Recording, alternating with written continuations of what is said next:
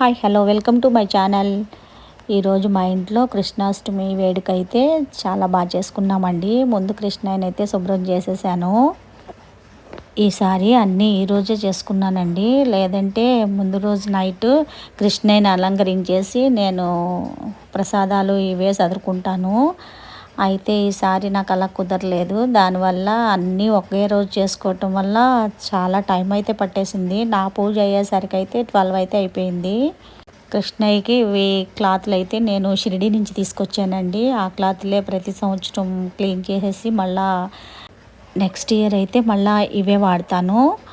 దానివల్ల నేను ప్రతి సంవత్సరం ఇదే డ్రెస్ కృష్ణయ్యకి ఉంచుతాను. ఈసారి కొత్తవి తీసుకోవాలి అని అనుకుంటున్నాను. మరి కృష్ణయ్యని అయితే నేను ఇలా డెకరేట్ చేశానండి. ఇంట్లో ఉన్న నా పాప వేసుకునే వస్తువులన్నీ కూడా నేను కృష్ణయ్యకి వేసి డెకరేట్ అయితే చేశాను. ఎలా ఉందో మీరు కామెంట్ సెక్షన్లో చెప్పండి. స్వామివారి దగ్గర అన్నీ సదిరి పెట్టేసుకుని ఇక పాదాలు అయితే వేశానండి.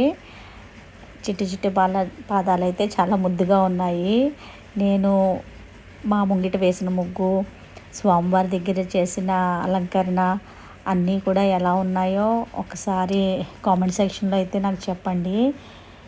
ఇంకా ఏమన్నా లోపాలు ఉంటే కనుక నేను అవి సరిదిద్దుకుంటాను. నా పూజ ఎలా ఉందో కూడా నాకు ఒకసారి చెప్పండి. ఈ వీడియో కనుక నచ్చితే లైక్ చేసి షేర్ చేసి సబ్స్క్రైబ్ చేయడం మర్చిపోకండి. Please subscribe my channel.